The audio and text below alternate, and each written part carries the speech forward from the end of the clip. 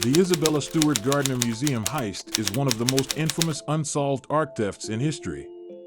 On the night of March 18, 1990, two men dressed as police officers entered the Isabella Stewart Gardner Museum in Boston, Massachusetts, and stole 13 works of art, including paintings by Vermeer, Rembrandt, and Manet. The total value of the stolen art is estimated to be over $500 million. The heist was meticulously planned and executed. The thieves entered the museum at 1:24 a.m., posing as police officers responding to a disturbance call. They were able to gain access to the museum by convincing the security guards that they were investigating a disturbance. Once inside, the thieves overpowered the guards and tied them up. They then proceeded to the museum's galleries, where they stole 13 works of art, including Vermeer's The Concert, Rembrandt's Storm on the Sea of Galilee, and Manet's Chez Tortoni. The thieves also stole a finial, which is an ornamental sculpture, from the top of a flagpole in the courtyard. The theft was discovered by the guards when they found their colleagues tied up in the basement the next morning. The police were immediately called, and an investigation was launched. The FBI was also called in to assist in the case. Despite initially being led by the Boston Police Department, the FBI took over the investigation in 1997 and the matter became federal. The investigation into the heist was hindered by a lack of concrete evidence and leads. The thieves had worn masks and gloves, making it difficult to identify them.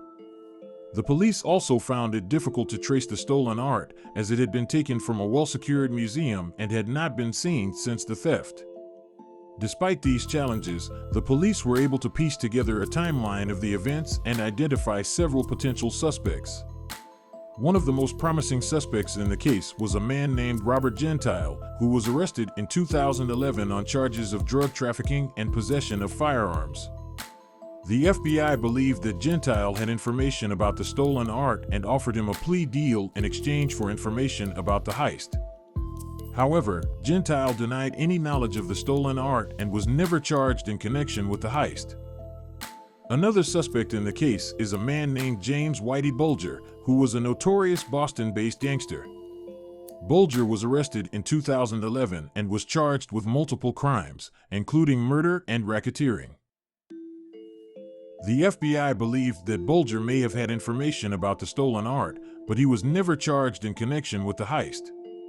In recent years, new forensic techniques have been used to re-examine evidence from the case, including DNA testing. However, these efforts have not led to any new breakthroughs or arrests. The case remains officially unsolved and the stolen art has not been recovered. The Isabella Stewart Gardner Museum heist is one of the largest art thefts in history, and it remains unsolved to this day. The case has been the subject of numerous books, movies, and documentaries, many of which have attempted to shed light on the mystery and identify potential suspects. The museum has offered a $10 million reward for information leading to the recovery of the stolen art. To this day, nothing has ever been recovered. This particular heist serves as a reminder of the importance of securing art and valuable assets. The criminals still remain at large and the case remains open.